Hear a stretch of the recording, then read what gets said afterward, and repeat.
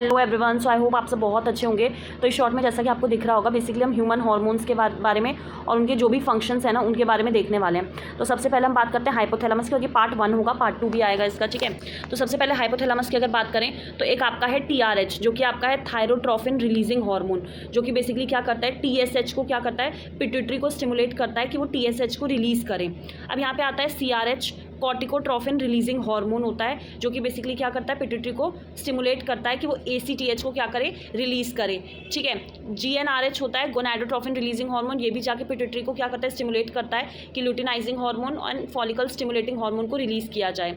अब आता है सोमेटोस्टेटिन, जो कि basically growth hormone and TSH को क्या करता है, आपका उनके रिलीज को इनहिबिट करने का काम करता है। डोपामीन क्या करता है, जो प्रोलैक्टिन होता है, जो मदर के मिल्क के लिए रिस्पॉन्सिबल होता है, उसको इनहिबिट करता है, उसके रिलीज को। ऑक्सीटोसिन क्या होता है, यूटेरिन के कॉन्ट्रैक्शन को स्टिमुलेट करता है, मिल्क के इजेक्शन में हेल्प करता है और बॉन्डिंग को प्रमोट करता है। ADH को हम लोग वेसोप्रेसिन भी बोलते हैं, वाटर रीएब्जॉर्प्शन को बढ़ा देता है किडनी में और जिससे ब्लड प्रेशर को भी बढ़ा देता है। तो हाइपोथैलेमस का बेसिकली फंक्शन क्या होता है, ऐसे हार्मोन्स को रिलीज करता है जो कि जाके पिट्यूटरी को ऑर्डर देते हैं, या तो उससे रिलीज करवाएंगे या तो इनहिबिट करवाएंगे। अब आपका पिट्यूटरी ग्लैंड है, जिसको मास्टर ग्लैंड बोला जाता है। तो जो यहाँ पे हम अब यहाँ पे आपको फुल फॉर्म देखो, GH मतलब होता है ग्रोथ हार्मोन, जो कि बेसिकली क्या करता है, बोन्स की, मसल की, टिश्यू की ग्रोथ में हेल्प करता है।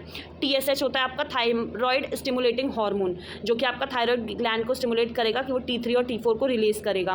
बेसिकली थायराइड ग्लैंड जो होता है वो मेटाबॉलिज्म के लिए बहुत ज़्यादा रिस्पॉन्सिबल होता है, ठीक है। बेसल जो फंक्शन है बॉडी के, उनके लिए भी रिस्पॉन्सिबल होता है। ACTH जो है एड्रेनोकॉर्टिकोट्रोफिक हार्मोन, ये एडर्नल कॉर्टेक्स को स्टिमुलेट करता है और वो कॉर्टिसोल रिलीज करता है अगर आप स्ट्रेस वगैरह में हैं तो।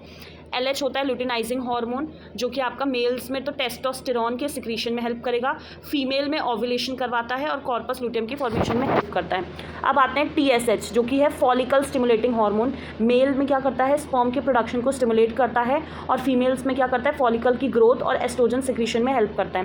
प्रोलैक्टिन क्या करता है, मिल्क के प्रोडक्शन में हेल्प करता है मैमेरी ग्लैंड में, ठीक है, जैसा कि हमने यहाँ पे पढ़ा भी था। MSH होता है मेलानोसाइट स्टिमुलेटिंग हार्मोन, जो कि मेलानोसाइट जो कि मेलानिन प्रोड्यूस करते हैं, जिससे स्किन में पिगमेंटेशन आती है, उसके लिए आपका ये रिस्पॉन्सिबल होता है। अब आते हैं थायराइड ग्लैंड, बटरफ्लाई शेप का है। T3 हो गया थायराइड आइडोथायरोक्सिन बेसल मेटाबॉलिक रेट के लिए, और T4 जो है वो T3 की तरह ही होता है। कैल्सिटोनिन जो है ये आपका ब्लड कैल्शियम लेवल को कम करता है। अब पैराथायरॉयड हार्मोन, जो आपके कैल्शियम लेवल्स को आपका बढ़ा देता है और कैल्शियम के और फॉस्फोरेट के बैलेंस को क्या करता है, रेगुलेट करता है। तो thank you so much. Hormones basically आपके केमिकल मैसेंजर्स होते हैं जो कोऑर्डिनेट करते हैं and regulate nearly every function in human body. Thank you.